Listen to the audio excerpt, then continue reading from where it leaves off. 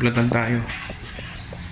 Yung PG1 natin natusok ng shootak yata. So ngayon mag-eksperimento tayo. Gunggong! Barinig kita sa mukha eh! Yung gulong ng PG1 hindi siya tubeless, tube type siya. So babaklasin natin ngayon, dadalhin natin sa vulcanizing. So itong harap natin okay, wala siyang butas. So itong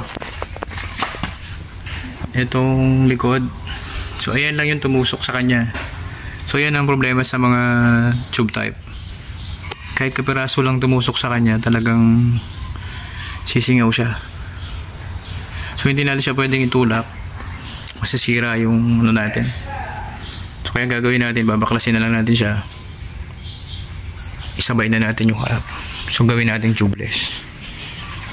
Actually itong goma natin hindi siya tubeless ha, tube type siya. Kung makikita nyo, tube type. So tatanong natin doon sa nag-vulcanize kung pwede, kung uubra. So experiment tayo.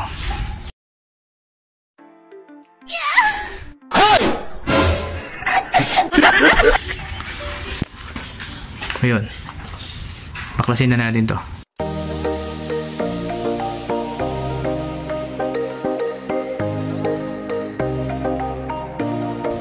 So ang ganda rin itong tools na to,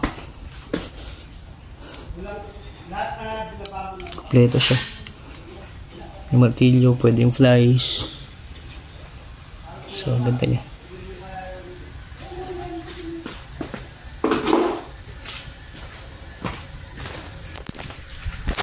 So yan, nabaklas na natin. So pupunta tayo ng vulcanizing shop. So ito na, dadali na natin doon sa vulcanizing. At ang gamit natin ay Pajero.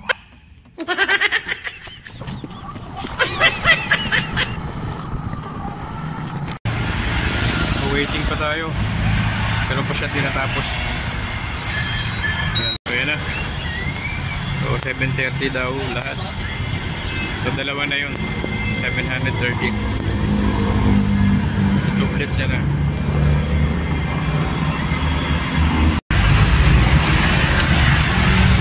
Gumugupit lang sila nung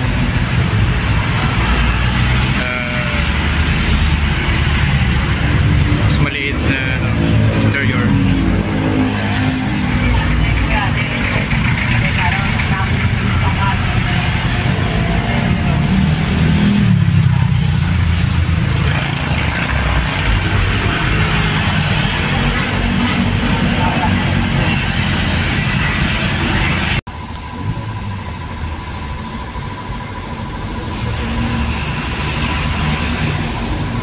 So ito na siya, natapos na natin.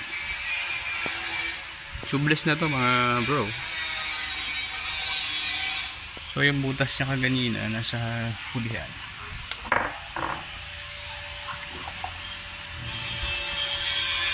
So asa na yun?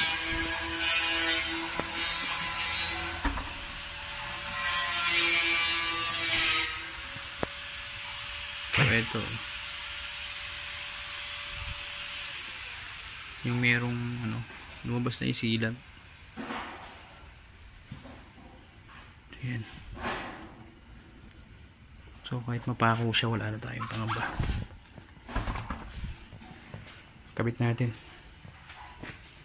So yung hangin nito sobrang taas pa, siguro mga nasa 40.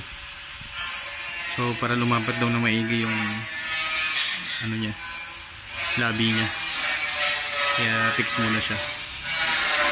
So kabit na natin. So okay na. So tubeless na siya. So yung total ng nagastos natin 750. Tapos binigyan natin siya ng tip yung sa vulcanizing na gumawa. So yun, sa mga gusto magpa tubeless, subukan nyo rin to.